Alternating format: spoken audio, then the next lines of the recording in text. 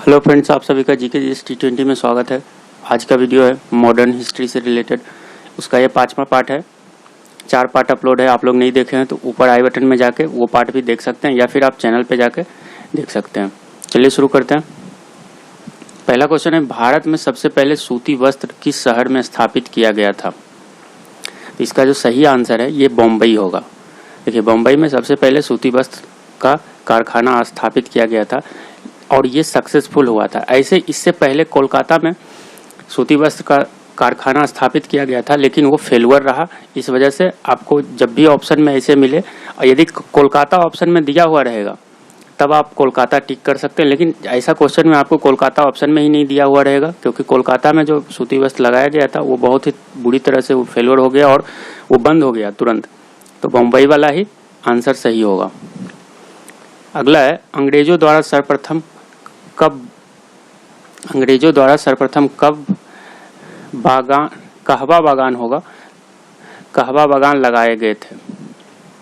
यहाँ पे थोड़ा सा मिस्टेक है, आप लोग ध्यान दीजिएगा। कहवा बागान होगा। अंग्रेजों द्वारा सर्वप्रथम कहवा बागान कहाँ लगाए गए थे? तो ये लगाए गए थे, यहाँ कहाँ होगा, कहाँ लगाए गए थे? वायनाड जनपद में लगाए गए थे। याद रखिएगा, वायनाड जनपद ऑप्शन नंबर डी में है। मैं क्वेश्चन एक बार फिर से पढ़ दे रहा हूँ। अंग्रेजों द्वारा सर्वप्रथम कहवा बागान कहाँ लगाए गए थे? तो वायनाड जनपद होगा इसका सही आंसर। अगला है, भारत में अंग्रेजों के समय में प्रथम जनगणना किसके कार्यकाल में हुई? तो देखिए, इसका जो सही आंसर होगा ये होगा लॉर्ड मेयो। लेकिन थोड़ा सा आपको इससे रिलेटेड और याद रखना पड़ेगा। देखिए, लॉर्ड मेयो के शासनकाल में सबसे प्रथम जनगणना जो हुआ था 1872 ईस्वी में हुआ था। 1872 ईस्वी में हुआ था। लेकिन एक क्वेश्चन आता है कि किस वर्ष के बाद से लगातार जनगणना होना शुरू हो गया? तो वो वर्ष जो है वो 1881 है। 1881 के बाद हर एक 10 साल के बाद जनगणना लगातार होना शुरू हो गया। और ये किसके शासनकाल में हुआ था? तो ये हुआ था लॉर्ड रिपन के शासनकाल में। लॉर्ड रिपन के शासनकाल में 1881 ईस्वी में जनगणना हुआ था और उसके बाद से हर एक 10 साल बाद लगातार जनगणना हो रहा है। तो आपको क्वेश्चन अच्छे से पढ़िएगा, उसके बाद देखिएगा कि आंसर क्या होगा। यहाँ पे दिया हुआ है कि सर्वप्रथम जनगणना किसके शासनकाल में हुआ था, या फिर पूछेगा सर्वप्रथम जनगणना कब हुआ, तो वो 1872 ईस्वी होगा और लॉर्ड मेयो होगा। लेकिन यदि पूछेगा कि लगातार कब से जनगणना भारत में होना शुरू हो गया, तो वो 1881 होगा। आप क्वेश्चन समझ जाएंगे। मैं वो भी क्वेश्चन जो पूछा गया था वो भी क्वेश्चन मैं नेक्स्ट वीडियो में लेकर आ जाऊंगा कि जिस टाइप से पूछा हुआ था, तो आप समझ जाएंगे क्लियरली। यहाँ से क्लियर हो गया। अगला देखते हैं, भारत में प्रथम रेल लाइन का निर्माण 1853 ईस्वी में किन नगरों के बीच में हुआ? तो ये मुंबई और थाने के बीच में हुआ था, आप लोग को पता है। ऑप्शन नंबर इसका बी सही होगा। अगला है, अंग्रेजी शासनकाल में भारत का कौन सा क्षेत्र अफीम उत्पादन के लिए प्रसिद्ध था? तो ये बिहार का क्षेत्र जो था ये अफीम उत्पादन के लिए प्रसिद्ध था। ऑप्शन नंबर इसमें ये सही हो जाएगा। अगला है, वर्ष 1853 में लॉर्ड डलहौजी ने जो पहली टेलीग्राफ लाइन शुरू की वह किसके किसके बीच हुआ था? तो देखिए, इसमें 2 क्वेश्चन आता है कि टेलीग्राफ जो लाइन था ये शुरुआत लॉर्ड डलहौजी के शासनकाल में हुआ और कब हुआ? 1853 ईस्वी में हुआ और ये हुआ था कलकत्ता और आगरा के बीच में। याद रखिएगा, अभी तो ये कोलकाता है, कलकत्ता और आगरा के बीच में शुरू किया गया था। अगला है, नील कृषकों की दुर्दशा पर लिखी गई पुस्तक नील दर्पण के लेखक कौन थे? तो ये की पुस्तक जो लिखा गया ये दीनबंधु मित्र के द्वारा लिखा गया है और इसका सही आंसर हो जाएगा option number B.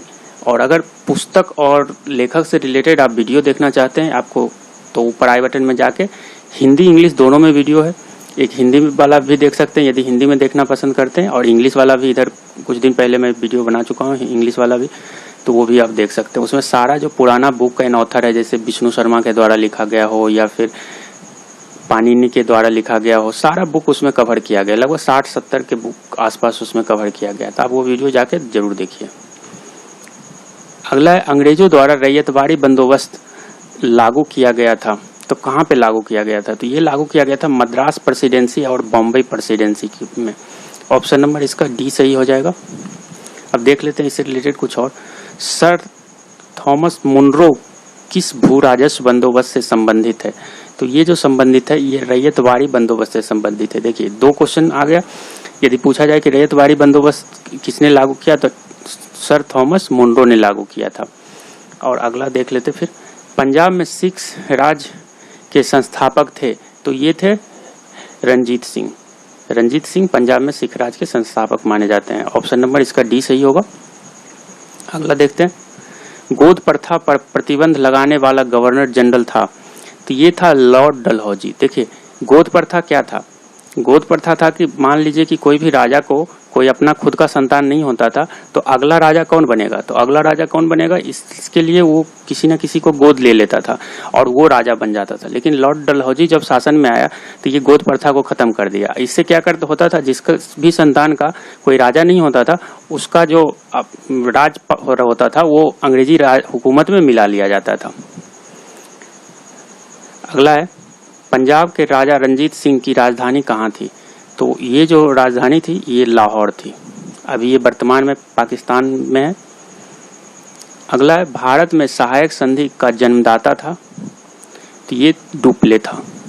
Option number A इसका सही होगा। अगला, किस मुगल बादशाह के आदेश पर बंदा बहादुर की हत्या की गई? तो ये मुगल बादशाह था फारूक सियार। ऑप्शन नंबर बी इसका सही होगा, फारूक सियार। अगला है, अंग्रेजों का पेंशनर बनने वाला प्रथम मुगल बादशाह था, तो ये बादशाह जो था ये था शाह आलम द्वितीय। शाह आलम द्वितीय यही बादशाह था जो अंग्रेजों के पेंशन पे पल रहा था। अगला क्वेश्चन है, किस मुगल शासक का वास्तविक नाम अली गौहर था? तो इसका भी सही आंसर हो जाएगा शाह आलम द्वितीय। शाह आलम द्वितीय का ओरिजिनल जो नाम था अली गौहर था। याद रखिएगा क्योंकि कभी कभी मुगल बादशाह का ओरिजिनल नाम भी पूछ दिया जाता है एग्जाम में। ऐसे में ये सारा जो है जो मेन टॉप 500 हिस्ट्री का एमसीक्यू है उसमें से मैं ऑलरेडी कवर कर चुका हूँ, आप लोग वो भी देख सकते हैं वीडियो जाके।